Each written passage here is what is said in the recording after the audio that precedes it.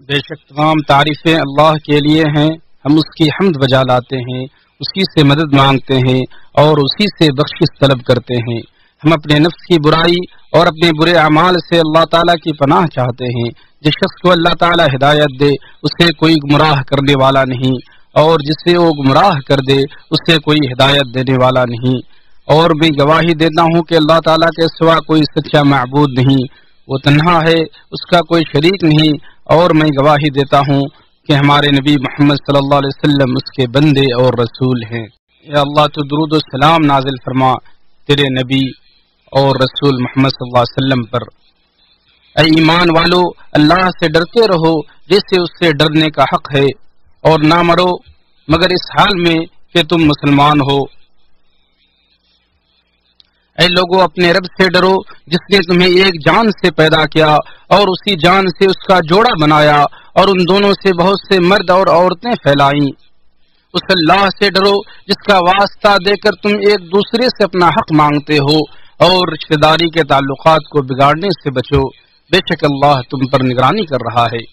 اے ایمان والو، اللہ سے ڈرو اور ٹھیک بات کیا کرو تاکہ وہ تمہارے اعمال کو درست کرے اور تمہارے گناہ معاف کر دے، اور جس نے اللہ اور اس کے رسول کا کہنا مانا سو اس نے بڑی کامیابی حاصل کی۔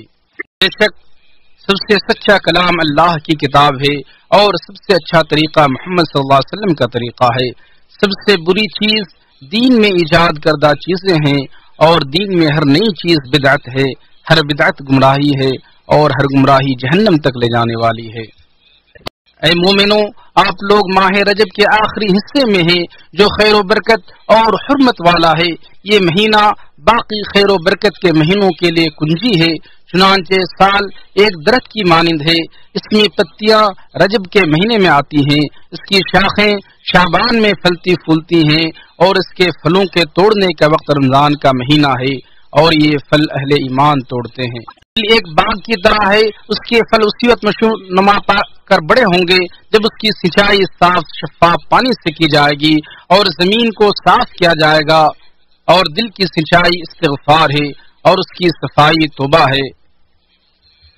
چنانچہ جو شخص اپنے نامہ اعمال کو گناہوں کی علائشوں سے سیاہ کر چکا ہے، اسے چاہیے کہ وہ ان ایام میں توبہ و استغفار کے ذریعے اسے سفید کر لے، اور جو شخص سستی اور کاہلی میں اپنی عمر اب تک ضائع کر چکا ہے اس کو چاہیے کہ باقی ماندہ عمر کو قیام اللیل اور دن میں روزہ رکھنے کے لیے غنیمت جانے، اور جو حرام سے بچ گیا وہ سب سے بڑا عبادت گزار ہے۔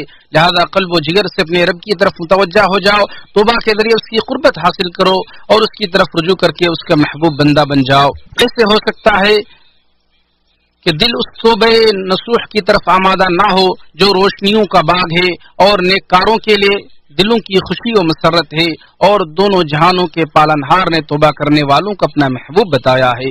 چنانچہ اللہ سبحانہ وتعالیٰ نے فرمایا، بے شک اللہ تعالیٰ توبہ کرنے والوں اور صفائی ستھرائی کا خیال رکھنے والوں کو پسند کرتا ہے۔ بھلا ایک کمزور و لاچار بندہ رب کی خوشی کا منظر دیکھ کر کیسے خوش نہیں ہو سکتا ہے جو رب نے ہمیں عطا کیا ہے؟ اللہ کے نبی صلی اللہ علیہ وسلم نے ارشاد فرمایا، اللہ کی قسم، اللہ تعالیٰ اپنے بندے کی توبہ پر اس آدمی سے بھی زیادہ خوش ہوتا ہے جسے چٹیل بیابان میں اپنی گمشدہ سواری مل جاتی ہے۔ بندے کی حقیقی زندگی اس کا اپنے رب کے ساتھ رشتہ استوار رکھنے اور اس کی طرف شوق و محبت اور غلامی اور بندگی کے جذبے کے ساتھ دوڑنے میں ہے، اور صفت بندگی کی معراج یہ ہے کہ بندہ اپنے رب سے توبہ کرنے والا اور اس کی طرف رجوع کرنے والا ہو، گناہوں سے دور رہتا ہو اور گناہوں کی غلامی سے آزاد ہو کر اللہ سبحانہ کی رحمت کی طرف لپکتا ہو۔ ارشاد باری تعالیٰ ہے، یقیناً وہ بار بار رجوع کرنے والوں کو ہمیشہ سے بے حد بخشنے والا ہے۔ اللہ نے ہم پر بے حد رحم فرمایا، چنانچہ اس نے ان کے ساتھ بھی اپنا رشتہ جوڑا جو گناہوں کے صحرا اور غفلت و لاپرواہی کے دلدل میں بہت آگے نکل گئے ہوں، ان کو اپنی طرف منسوب کیا، ان کے لیے مغفرت کے دروازے کھول دیے اور انہیں انتہائی لطیف اور عظیم اسلوبی مغفرت کی خوشخبری سنائی۔ ارشاد باری تعالیٰ ہے، کہہ دو کہ میرے بندو جنہوں نے اپنی جانوں پر زیادتی کی ہے تم اللہ کی رحمت سے نا امید نہ ہو جاؤ، بالیقین اللہ تعالیٰ سارے گناہوں کو بخش دیتا ہے، واقعی وہ بڑی بخشش بڑی رحمت والا ہے۔ استغفار توبہ کے لیے ایک لازمی شے اور اس کا دروازہ ہے، اور اس کے مختلف درجات اور حالات ہیں۔ چنانچہ ہمارے ماں باپ آدم و حوا کا استغفار گناہ کا اعتراف اور خالق ارض و سما سے شرم و حیا تھی۔ ارشاد باری تعالیٰ ہے، دونوں نے کہا کہ ہمارے رب، ہم نے اپنی جانوں پر ظلم کیا، اور اگر تو نے ہمیں نہ بخشا اور ہم پر رحم نہ کیا، یقیناً ہم خسارہ پانے والوں میں سے ہو جائیں گے۔ دونوں بھائی موسیٰ و ہارون کا استغفار صلہ رحمی کرنا اور رب العالمین کے پیغام کو پہنچانے میں صدق و راستی اختیار کرنا تھا۔ ارشاد باری تعالیٰ ہے، پروردگار مجھے اور میرے بھائی کو بخش دے اور ہمیں اپنی رحمت میں داخل فرما، تو ہی سب سے زیادہ رحم کرنے والا ہے۔ دونوں خلیل کا استغفار شفقت اور رحمت کے اظہار تھا۔ ارشاد باری تعالیٰ ہے، خلیل علیہ السلام نے فرمایا، پروردگار مجھے بھی اور میری اولاد کو بھی نماز قائم رکھنے والا بنا، پروردگار میری یہ دعا قبول فرما، پروردگار مجھے، میرے والدین اور جملہ مومنوں کو اس دن معاف فرمانا جب حساب لیا جائے گا۔ جب صدیقہ عائشہ رضی اللہ عنہ کے لیے آپ صلی اللہ علیہ وسلم نے استغفار کیا تو یہ دعا فرمائی، اے اللہ تو عائشہ کے اگلے پچھلے پوشیدہ و علانیہ ہر طرح کے گناہوں کو بخش دے۔ جب اس دعا سے عائشہ رضی اللہ عنہ خوش ہوئی تو آپ نے فرمایا، قسم اللہ کی یہ دعا میں ہر نماز میں اپنی امت کے لیے کرتا ہوں۔ چنانچہ ہم میں سے ہر شخص کے لیے ہمارے نبی صلی اللہ علیہ وسلم نے دعا استغفار کی ہے۔ اللہ رب العالمین نے ارشاد فرمایا، اور اگر واقعی یہ لوگ جب انہوں نے اپنی جانوں پر ظلم کیا تھا آپ کے پاس آتے، پھر اللہ سے بخشش مانگتے اور رسول ان کے لیے بخشش مانگتے تو اللہ کو بہت توبہ قبول کرنے والا نہایت مہربان پاتے۔ استغفار آسمان سے بارش کے نزول کا ذریعہ، مال و اولاد میں برکت کا سبب، اچھے مال و متاع اور طاقتور جسم و بدن کا راز، اور رحمان و رحیم کے ساتھ دوستی اور محبت کا وسیلہ ہے۔ ارشاد باری تعالیٰ ہے، تو میں نے کہا اپنے رب سے معافی مانگ لو، یقیناً وہ ہمیشہ سے بہت معاف کرنے والا ہے۔ وہ تم پر آسمان سے خوب بارشیں برسائے گا اور تمہیں خوب پیدر پہ مال اور اولاد میں ترقی دے گا، اور تمہیں باغات دے گا اور تمہارے لیے نہریں نکال دے گا۔ اپنے رب سے گناہوں کی بخشش طلب کرو، پھر اس کی طرف تائب ہو جاؤ، اپنے رب سے معافی مانگو، پھر توبہ کرو۔ استغفار اللہ کے برگزیدہ مقرب فرشتوں کا اہل ایمان سے رشتہ جوڑنے کا ذریعہ ہے۔ ارشاد باری تعالیٰ ہے، وہ فرشتے جو عرش کو اٹھائے ہوئے ہیں اور جو اس کے ارد گرد ہیں اپنے رب کی حمد کے ساتھ تسبیح کرتے ہیں اور اس پر ایمان رکھتے ہیں اور ان لوگوں کے لیے بخشش کی دعا کرتے ہیں جو ایمان لائے۔ اے ہمارے رب، تو نے ہر چیز کو رحمت اور علم سے گھیر رکھا ہے، تو ان لوگوں کو بخش دے جنہوں نے توبہ کی اور تیرے راستے پر چلے اور انہیں بھڑکتی ہوئی آگ کے عذاب سے بچا۔ اے ہمارے رب، اور انہیں ہمیشہ رہائش والی ان جنتوں میں داخل کر جن کا تو نے ان سے وعدہ کیا ہے، اور ان کو بھی جو ان کے باپ داداؤں اور ان کی بیویوں اور ان کی اولاد میں سے لائق ہیں۔ بلا شبہ تو ہی سب پر غالب کمال حکمت والا ہے، اور انہیں برائیوں سے بچا، اور تو جسے اس دن برائیوں سے بچا لے، یقیناً تو نے اس پر مہربانی فرمائی، اور یہی تو بہت بڑی کامیابی ہے۔ استغفار اپنے معبود اور پروردگار کی نعمتوں کے کفر و انکار کا اعتراف و اظہار ہے، اور رب العالمین کی بندگی کے حقوق کی ادائیگی میں کمی و کوتاہی کا اعلان ہے۔ چنانچہ جو اللہ کی پاکی بیان کرتا ہے وہ تسبیح بیان کرنے والا ہوا، جو اس کی تعظیم اور کبریائی بیان کرتا ہے وہ تکبیر کہنے والا ہوا، اور جو حمد و ثنا بجا لاتا ہے وہ تعریف کرنے والا ہوا، اور جو اس کی وحدانیت کو بیان کرتا ہے وہ تحلیل کرنے والا ہوا۔ اسی لیے جو تسبیح و تحمید اور تکبیر کو ایک ساتھ 33 بار کہتا ہے اور 100 بار یہ کہتا ہے، لا الہ الا اللہ وحدہ لا شریک لہ لہ الملک و لہ الحمد وهو علی کل شیء قدیر۔ اللہ کے علاوہ کوئی معبود برحق نہیں، وہ تنہا ہے، اس کا کوئی شریک نہیں، سارے بادشاہت اسی کی، ہر طرح کی تعریف کا وہی سزاوار ہے اور وہ ہر چیز پر قادر ہے۔ اس کے سارے گناہ معاف کر دیے جاتے ہیں، گرچہ سمندر کی جھاگ کے برابر ہی کیوں نہ ہو۔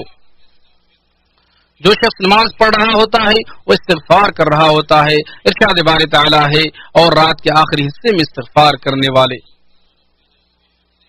رکوع خشوع کا مقام ہے، یہاں بھی استغفار ہے۔ اے اللہ ہمارے رب، تیری ذات پاک ہے، تمام قسم کی تعریفیں تیرے لیے ہے، اللہ تو ہمیں معاف فرما۔ سجدہ خضوع کا مقام ہے، یہاں بھی استغفار ہے، جس میں بندہ دعا کرتا ہے جس کا ترجمہ ہے، اے میرے رب، میرے تمام گناہ چھوٹے بڑے، اول و آخر، علانی اور پوشیدہ، سب کو بخش دے۔ اسی طرح دونوں سجدے کے درمیان بھی انسان شکستہ دل قیدی کی طرح استغفار کرتا ہے۔ بندہ دعا کرتا ہے جس کا ترجمہ یہ ہے، اے میرے رب مجھے معاف فرما، اے میرے رب مجھے معاف فرما، اے میرے رب مجھے معاف فرما۔ صدق و سچائی کا پیغام لے کر آنے والے نبی نے پیکر تصدیق و تسلیم صدیق اکبر کو نماز پڑھنے کے لیے یہ دعا سکھلائی، اے اللہ میں نے اپنے نفس پر خوب ظلم کیا اور گناہوں کو تیرے علاوہ کوئی معاف نہیں کر سکتا، لہذا تو مجھے اپنے فضل و کرم سے معاف فرما، بے شک تو بہت زیادہ معاف کرنے والا اور رحم کرنے والا ہے۔ جب آدمی نماز سے فارغ ہوتا ہے تو اس کے لیے بھی 3 بار استغفار کہنا مسنون قرار دیا گیا ہے۔ روزہ صبر کرنے والوں کا استغفار ہے اور رب العالمین کی طرف سے اعانت ہے۔ ارشاد باری تعالی ہے صبر، روزہ اور نماز کے ذریعے مدد طلب کرو۔ اسی طرح مغفرت اور معافی کو رمضان، عرفہ اور عاشورہ وغیرہ کے روزے کے ساتھ ذکر کیا گیا ہے۔ سرور کائنات رحمت دو جہاں جب اپنی مجلسوں میں ہوتے تو اعلان یا استغفار کرتے تھے، جیسا کہ حضرت عبداللہ بن عمر رضی اللہ عنہ سے مروی ہے کہ ہم ایک مجلس میں رسول اللہ علیہ وسلم کو 100 مرتبہ یہ دعا پڑھتے ہوئے سنتے تھے، یا اللہ مجھے معاف فرما، میری توبہ قبول کر، بے شک تو بہت زیادہ قبول کرنے والا اور رحم کرنے والا۔ اور سید الاستغفار بندے اور اللہ کے درمیان عہد و پیمان کی تجدید ہے، جس میں بندہ اللہ سے یہ دعا کرتا ہے، یا اللہ تو میرا رب ہے، تیرے سوا کوئی معبود برحق نہیں، تو نے مجھے پیدا کیا اور میں تیرا بندہ ہوں اور تیرے عہد و پیمان پر حتی المقدور قائم ہوں، میں اپنے اعمال کی برائی سے پناہ مانگتا ہوں، تیری نعمتوں کا اعتراف کرتا ہوں اور اپنے گناہوں کا بھی اعتراف کرتا ہوں، لہذا تو مجھے معاف فرما دے کیونکہ تیرے سوا گناہوں کو کوئی معاف نہیں کر سکتا ہے۔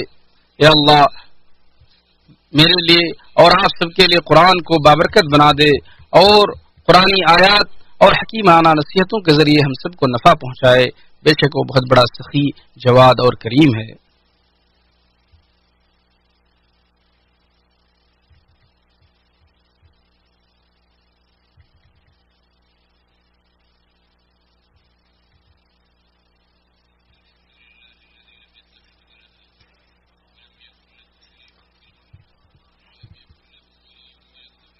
تمام تعریف اللہ کے لیے ہے جس نے کتاب محکم کو نازل فرمایا اور جو نیکوکاروں کا ولی ہے، اور میں گواہی دیتا ہوں کہ اللہ کے سوا کوئی معبود برحق نہیں، اور میں گواہی دیتا ہوں کہ محمد اس کے بندے اور رسول ہیں، جن کو اللہ نے دنیا کے لیے رحمت اور گواہی دینے والا اور ڈرانے والا بنا کر بھیجا۔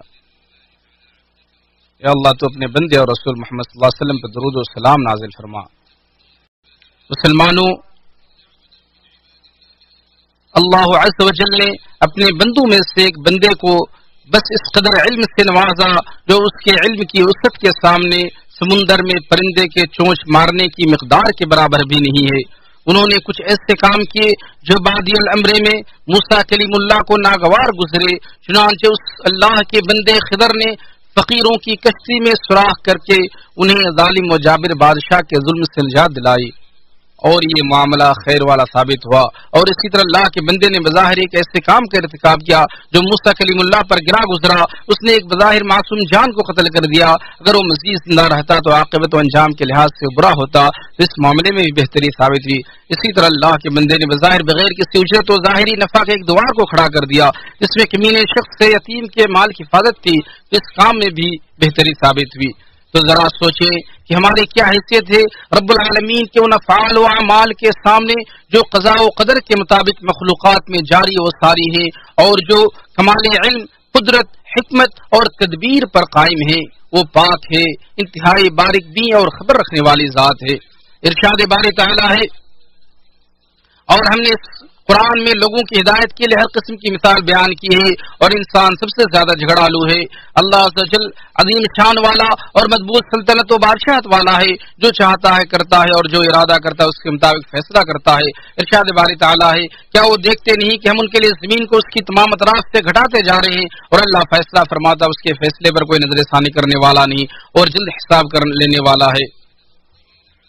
اگر اللہ تعالیٰ زمین و آسمان کی تمام مخلوقات کو بھی عذاب مبتلا کر دے تب بھی وہ ظالم نہیں ہوگا، جیسا کہ اللہ تعالیٰ نے ارشاد فرمایا، اور اگر اللہ لوگوں سے ان کے اعمال پر گرفت کرتا تو سطح زمین پر کوئی جاندار نہ چھوڑتا، لیکن وہ انہیں ایک وقت مقرر تک ڈھیل دیتا ہے، پس جب ان کا وقت مقرر آ جائے گا تو بے شک اللہ اپنے بندوں کو خوب دیکھ رہا۔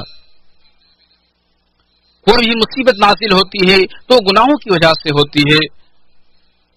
اللہ عز و جل نے فرمایا، خشکی اور تری میں لوگوں کے اعمال کے سبب سے فساد پھیل گیا ہے تاکہ اللہ انہیں ان کے بعد اعمال کا مزہ چکھائے تاکہ وہ باز آ جائے۔ جان لو کہ آفت جب نازل ہوتی ہے تو صرف ظالموں کو نہیں پہنچتی بلکہ سبوں کو لاحق ہوتی ہے۔ البتہ روز قیامت لوگوں کو ان کی نیتوں کے مطابق اٹھایا جائے گا، چنانچہ نیتوں کی درستی کے مطابق وہاں بعض کو قربت الہی حاصل ہوگی تو بعض کو عذاب میں ڈالا جائے گا، بعض اللہ کے برگزیدہ ثابت ہوگا تو بعض شقی و بدبخت قرار پائے گا۔ شہداء اللہ کے مقرب ہو جائیں گے جبکہ نافرمانوں کے لیے ہلاکت مقدر ہو جائے گی۔ یہ اس اللہ کا فیصلہ ہے جو قوت و غلبے والا ہے، حکمت والا اور ہر چیز کی خبر رکھنے والا ہے، اور اللہ جانتا ہے تم نہیں جانتے ہیں۔ تقدیر کی حیرت انگیز حکمتوں میں سے یہ بھی ہے کہ مصیبت زدہ شخص کا ایمان مضبوط ہو جاتا ہے اور جو عافیت میں ہوتا ہے وہ کفران نعمت و سرکشی پر اتر آتا ہے۔ چنانچہ آپ کھنڈرات اور ملبے کے نیچے صرف اور صرف اللہ اکبر الحمدللہ لا حول ولا قوت الا باللہ انا للہ و انا الیہ راجعون اور اللہ کی بزرگی اور بڑائی کی صدائیں سنیں گے۔ بے شک آپ کا رب آپ کو اپنی رضا حاصل کرنے کا موقع فراہم کرتا ہے، آپ کو مہلت دیتا ہے، آپ کو آزماتا ہے کہ لوگوں کے ساتھ آپ کا تعامل رحم و کرم اور اخوت و بھائی چارگی کی بنیاد پر ہے یا نہیں۔ نبی رحمت صلی اللہ علیہ وسلم نے سچ فرمایا، رحم کرنے والوں پر رحمان رحم فرماتا ہے، تم زمین والوں پر رحم کرو، آسمان والا تم پر رحم کرے گا۔ لہذا آپ کو اللہ کا واسطہ اپنے بھائیوں کا خیال رکھیں، ان کے لیے دعائیں کریں، ان کی مدد کریں اور ہلاکت سے ان کی نجات کا ذریعہ بنیں۔ جان لے کہ اللہ تعالیٰ اور اس کی کسی مخلوق کے درمیان نہ کوئی قرابت داری ہے اور نہ رشتہ داری، بلکہ اللہ رب العالمین انصاف کا معاملہ کرتا ہے اور عدل کے ساتھ فیصلہ کرتا ہے۔ اس کے میزان میں ذرہ برابر عمل بھی پوشیدہ نہیں رہتا، وہ مجرم کو ضرور سزا دیتا ہے گرچہ کچھ وقت کے بعد ہی سی۔ لہذا اللہ سے ڈریں، اللہ کا خوف کھائیں، تنہائیوں میں گناہوں کے ارتکاب سے بچیں، اپنی نیتوں کو درست کریں، اپنے باطن کی اصلاح کریں، گناہوں سے بچیں، شاید کہ اللہ آپ پر رحم کھائے اور آپ کو درگزر و معاف کر دے۔ اہل علم و معرفت کے یہاں یہ بات معلوم ہے کہ استغفار سے بڑھ کر کوئی چیز نزول رحمت و برکت کا سبب نہیں، زبان اضطرار و مجبوری سے بڑھ کر کوئی چیز رب کی نصرت و مدد کے نزول کا ذریعہ نہیں، اور نبی مصطفیٰ صلی اللہ علیہ وسلم پر درود و سلام جیسی کوئی اعلیٰ چیز نہیں جو آسمان کی طرف جاتی ہو۔ وہ نبی اکرم صلی اللہ علیہ وسلم ہیں، سب سے زیادہ امن و امان والے، درود و سلام نازل ہو آپ صلی اللہ علیہ وسلم پر۔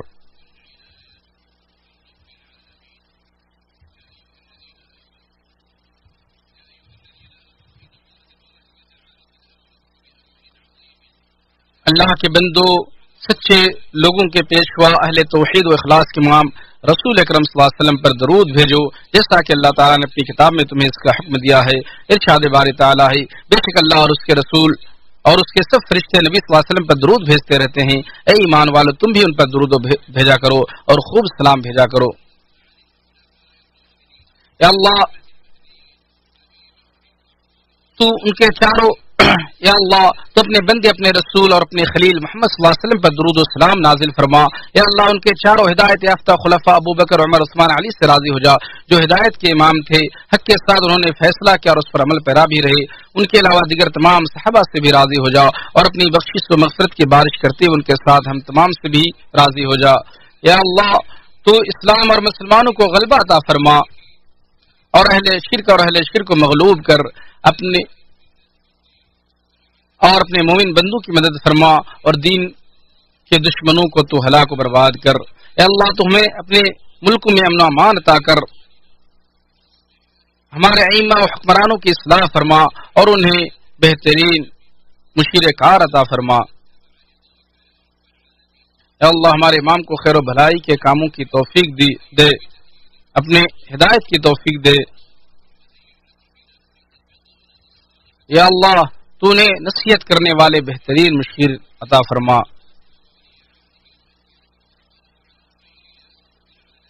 یا اللہ ہمارے امام اور ان کے ولی عہد کو خیر و بھلائی کے کاموں کی توفیق دے اور اس میں ان کی مدد فرما۔ یا اللہ تو ہمارے گناہوں کو معاف فرما دے، ہمارے قدم کو ثابت قدم رکھ۔ یا اللہ ظالموں پر ہماری مدد فرما۔ یا اللہ ہمارے اگلے پچھلے، علانیہ، پوشیدہ یا اور جس گناہوں کو تو سب سے زیادہ ہم سے زیادہ جانتا ہے ان سب کو معاف فرما دے۔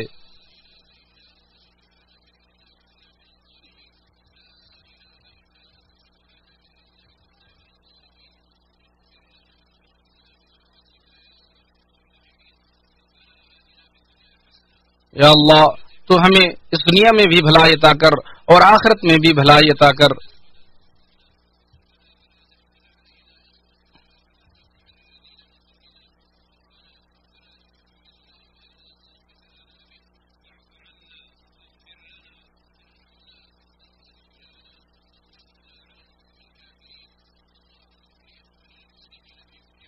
یا اللہ تو پوری دنیا کے مسلمانوں کی مدد فرما، یا اللہ ان کا مددگار بن جا،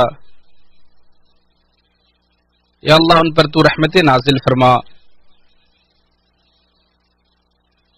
یا اللہ تو ہمیں معاف فرما اور ان سب کو معاف فرما اور ہم سب پر رحم فرما، یا اللہ تو نے جو ہم پر نازل فرمایا ہم اس پر ایمان لے کر آئے، اس کی اتباع کی۔ بے شک اللہ رب العالمین عدل و انصاف کا حکم دیتا ہے اور قرابت داروں کے ساتھ حسن سلوک کرنے کا حکم دیتا ہے اور بے حیائی کے کاموں اور ناشائستہ حرکتوں، ظلم و زیادتی سے روکتا ہے۔ وہ خود تمہیں نصیحت کر رہا ہے کہ تم نصیحت حاصل کرو۔ بس اللہ تعالیٰ کو یاد رکھو، وہ تمہیں یاد رکھے گا اور اس کی نعمتوں پر اس کا شکریہ ادا کرو، وہ مزید نوازے گا۔